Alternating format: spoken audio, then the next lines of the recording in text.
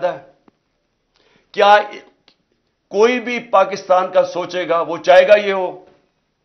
یہ چاہیں گے، کیونکہ ان کا، پھر سے میں کہتا ہوں، ان کا پاکستان میں کوئی سٹیک ہی نہیں ہے۔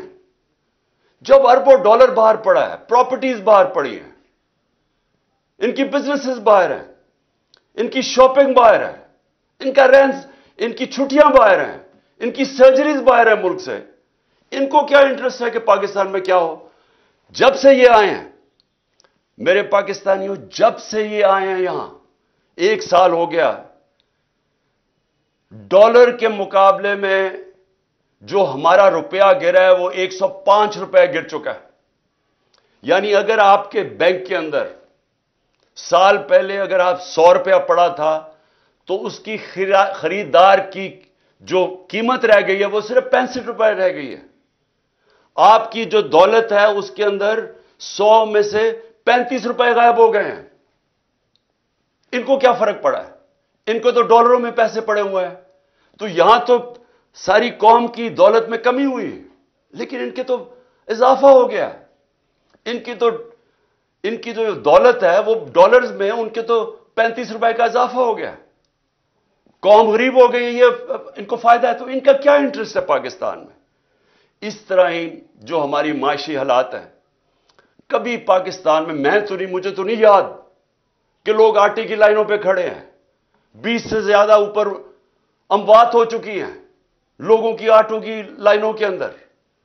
اس طرح یعنی آٹا بھی اگر ڈسٹریبیوٹ کرنا تھا تو اس طرح لوگوں کو ذلیل کر کے کرنا تھا۔ کورونا کے دوران 14,000 روپیہ ہم نے دیا خواتین کو۔ آپ ابھی سے تصویریں دیکھ لیں، ان کو اسکولوں میں بلاتے تھے، باعزت طریقے سے ان کو بٹھاتے تھے، بینک وہاں بیٹھا ہوا تھا، ادھر سے ان کو کیش دیتے تھے، نہ کوئی لڑائی، نہ کچھ، نہ جھگڑا، وہ عزت سے آتے تھے، عزت سے جاتے تھے۔ یہ تو لوگوں کو ذلیل کرنا ہے، اور اس سے کیا ٹھیک ہو جائے گا حالات؟ جب آٹے کی قیمت، جب 1 کلو آٹا 55 روپے کلو تھا 1 سال پہلے، وہ آج کنٹرول ریٹ 115 روپے پہ ہے، اور آج مارکیٹ کے اندر 155 روپے کلو پہ بک رہا ہے۔ تو جب یہ حالات ہوں گے تو کیا تھوڑی آٹے کی بوریوں سے لوگوں کے حالات ٹھیک ہو جائیں گے؟ کیا جو تنخواہ دار طبقہ ہے، کیا جو تنخواہ دار طبقہ ہے پاکستان کا، جن کی جو مہینے کی تنخواہ تھی، پہلے بھی مشکل حالات تھے، ہمارے دور میں بھی مشکل اس لیے تھے کہ دنیا کے اندر ایک کرائسس آیا ہوا تھا جو کرونا کی وجہ سے، لیکن اس کے باوجود پھر بھی گزارا تھا لوگوں کا۔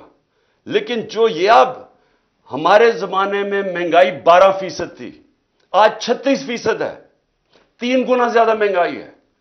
تو جو تنخواہ دار طبقہ ہے وہ تو تباہ ہو گیا ہے، اور آگے کوئی ہوپ بھی نہیں ہے۔ آگے یہ بھی نہیں نظر آ رہا کہ کوئی طریقہ ہے، ان کے پاس کوئی روڈ میپ ہے، ان کے کیا، کیسے یہ اب ملک کو اس دلدل سے نکالیں گے۔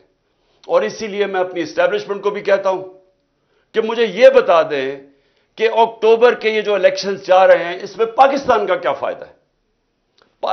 یعنی پاکستان کو اگر اکتوبر تک الیکشن ڈیلے کرتے ہیں تو کیا ان کے پاس روڈ میپ ہے جو ملک کے حالات بہتر ہو جائیں گے؟ آج کہتے ہیں جی ہمارے پاس پیسہ نہیں ہے الیکشن کروانے کا، تو دن بدن معاشی حالات تو بگڑ رہے ہیں، تو اکتوبر میں کدھر سے پیسہ آئے گا؟ آج کہتے ہیں جی ہماری سیکیورٹی اتنی اچھی نہیں ہے، تو اکتوبر میں سیکیورٹی کیسے اچھی ہو جائے گی؟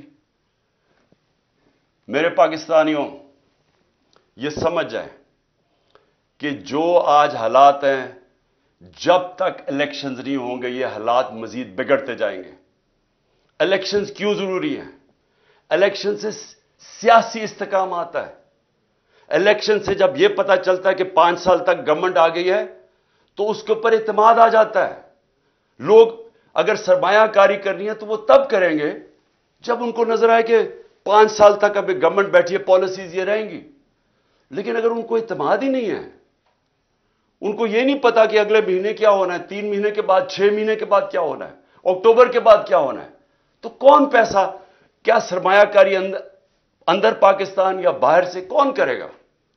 تو یہ تو ایک بند گلی کے اندر پاکستان کو لے کے جا رہے ہیں، اور صرف اپنے مفادات کے لیے، الیکشن سے بھاگنے کے لیے۔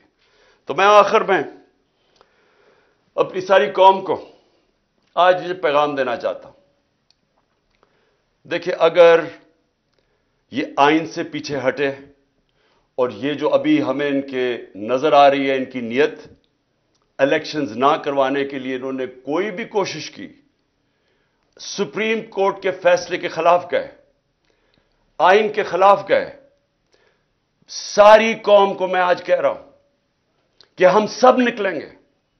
ابھی سے آپ اپنی تیاری کریں، کیونکہ اب اگر ہم نہ نکلے تو اور چھوڑے، اللہ معاف نہیں کرے گا ہمیں، کیونکہ اوپر والے کا حکم ہے کہ حق اور انصاف کے لیے کھڑے ہو۔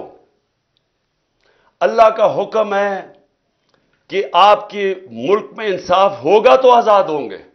دیکھیں آزادی، کیوں آزادی کے لیے جب انسان جدوجہد کرتا ہے اور وہ اس کی جان چلی جاتی ہے تو اس کو شہید کہتے ہیں۔ پیغمبروں کے بعد سب سے بڑا رتبہ شہید کا ہے۔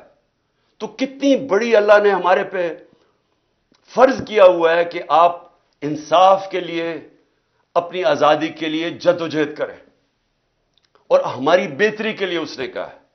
ہم اگر یہ جو ناانصافی کرنے جا رہے ہیں اور یہ جو کوشش کر رہے ہیں کہ دھمکیاں دے کے کسی نہ کسی طرح سازشیں کر کے کسی نہ کسی طرح الیکشن سے نکلیں، اور اگر ہم نے ان کو کامیاب ہونے دیا تو نہ اللہ معاف کرے گا، نہ تاریخ ہمیں معاف کرے گی، نہ آپ کی آنے والی نسلیں آپ کو معاف کریں گی، کیونکہ انصاف ہے، آئین ہے تو انصاف ہے، کیونکہ آئین بتاتا ہے کون سے قانون پہ ملک چلتا ہے۔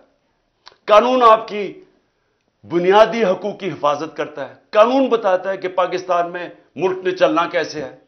تو جب اگر آئین ہی نہیں ہے تو پھر تو جنگل کا قانون ہے، پھر تو طاقتور فیصلہ کرے گا کہ کون سی آئین کی شک اس نے ماننی ہے اور کون سی اس نے مسترد کرنی ہے۔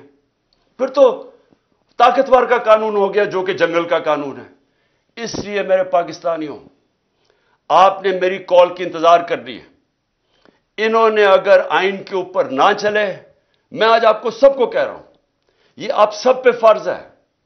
میں اپنے نوجوانوں کو کہہ رہا ہوں، میں اپنی خواتین کو کہہ رہا ہوں، میں اپنے بزرگوں کو کہہ رہا ہوں، میں اپنے بچوں کو کہہ رہا ہوں کہ جب تک آپ نے اپنے انصاف اور آزادی کے لیے جدوجہد نہ کی، ہمارے ملک کا کوئی مستقبل نہیں ہے۔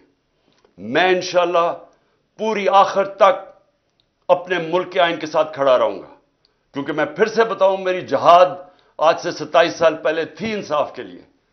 اور میں آپ کو یہ بتا دوں کہ اس ملک کا صرف اب مستقبل ایک راستے پہ، صاف اور شفاف الیکشن ہو، ایک حکومت عوام کے مینڈیٹ سے آئے، عوام کے مینڈیٹ سے آ کے پھر وہ اصلاحات کرے جو ابھی تک پاکستان میں نہیں ہوئی۔ کیسے جوڈیشل ریفارمز ہوں، governance reforms, civil service reforms, ہماری گورنمنٹ کارپوریشن جو اتنا نقصان کر رہی ہیں ان کو ریفارم کریں، ہم رول آف لا قائم کریں، ہم سب کو طاقتور کو قانون کے نیچے لے کے آئیں۔ یہ سب سے بڑی ریفارم ہے۔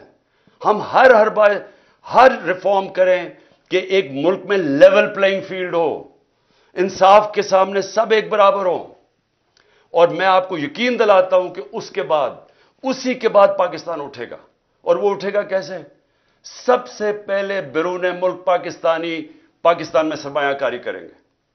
1 کروڑ بیرون ملک پاکستانی ہے، جو ان کے پاس ڈالرز ہیں، سارے پاکستان میں کم ڈالرز ہیں 22-23 کروڑ لوگوں کے، جو صرف 1 کروڑ لوگوں کے پاس ڈالرز ہیں۔ وہ لوگ وہ جیسے پاکستان میں انویسٹمنٹ کریں گے، جس وقت وہ پاکستان میں انویسٹمنٹ شروع کریں گے، ہمارا یہ ڈالر کا مسئلہ حل ہو جائے گا۔ ہم جو اس وقت سارا وقت کبھی کہاں پیسے مانگتے پھر رہے ہیں، یہ مسئلہ تب حل ہوگا جب اپنا پہلے ہم ملک کا نظام ٹھیک کریں، اور اس کے بعد ایک وہ ماحول بنائیں جس میں سرمایہ کاری ہو۔ اور وہ سرمایہ کاری کے ماحول کے اندر جو سب سے پہلے اس ملک میں سرمایہ کرے گا وہ بیرون ملک پاکستانی ہے، پھر باہر سے سرمایہ کاری ہوگی۔ ہندوستان اور چائنا، یہ دونوں جب ان کی جب ترقی شروع ہوئی تھی تو سب سے پہلے انہوں نے ماحول بنایا تھا کہ ان کے اپنے لوگ جو باہر بیٹھے ہوئے تھے، ہندوستان سے لوگ باہر, جو چائنا سے لوگ باہر, پہلے انہوں نے اپنے ملک میں سرمایہ کاری کی تھی, پھر دنیا سے سرمایہ کار آئے تھے. ہمارا اس وقت سب سے بڑا مسئلہ یہ ہے کہ 140 ملکوں میں سے پاکستان کا رول آف لا یعنی انصاف کے نظام میں ہم 129 ہیں. جب ہم 129 رہیں گے تو یہاں سرمایہ کاری کوئی نہیں کرنے لگا. وہی پاکستانی جا کے دبئی میں پراپرٹی لے لیتے ہیں, وہی پاکستانی بزنسز دبئی میں کرتے ہیں, امریکہ, انگلینڈ, یورپ چلے جاتے ہیں. صرف 20,000 پاکستانیوں نے دبئی میں 10.4 ارب ڈالر کی پراپرٹی خریدی ہوئی ہے. صرف 20,000 پاکستانیوں نے 10.4 ارب ڈالر.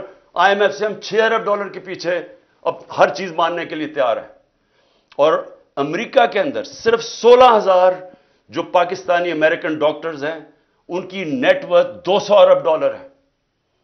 وہاں لاکھوں پاکستانی ڈاکٹرز ہیں, اب پاکستانی ہیں, Pakistani American. 10 top Pakistani American businessman, ان کی ورتھ 25 ارب ڈالر ہے. تو ہمارے ملک میں امیر ہمارے پاکستانی امیر ترین ہیں, باہر ہیں پاکستان سے, یہاں بھی امیر ترین لوگ ہیں. لیکن جب تک وہ ماحول نہیں بنے گا سرمایہ کاری کا, پاکستان میں انویسٹمنٹ نہیں آئے گی. اور جب تک انویسٹمنٹ نہیں آئے گی ہم اسی طرح پھنسے رہیں گے. ہم اسی طرح پھنسے رہیں گے جو آج ہم کبھی کہاں پیسے مانگتے ہیں اور کبھی کسی کو سے جا کے بھیک مانگتے ہیں اور اپنی عزت بھی کھو بیٹھتے ہیں. خوددار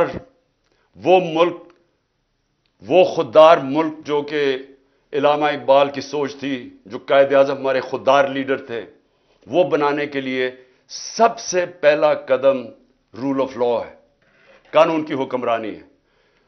میں آخر میں یہ آپ کو بتا دوں کہ ہم سب الیکشن کی تیاری کر رہے ہیں. ہم نے اپنی الیکشن کی تیاری شروع کر دی ہے. کل سے میں جتنے بھی اپنے آہستہ آہستہ سب جو ٹکٹ کے ایسپیرنٹس ہیں, جو کینڈیڈیٹس ہیں, ان کے کل سے میں انٹرویو شروع کرنے لگا ہوں. اور انشاءاللہ 10 دنوں تک میں پورے ٹکٹس فائنلائز کر لوں گا, کیونکہ ہم پوری الیکشن کی تیاری کر رہے ہیں. اور اپنی قوم کو بھی میں کہتا ہوں آپ نے بھی پورا الیکشن کی تیاری کرنی ہے. اور ہم نے کسی صورت کوئی بھی انہوں نے کوشش کی الیکشن سے بھاگنے کی, ہم ساری قوم ان کو بھاگنے نہیں دے گی. پاکستان زندہ باد.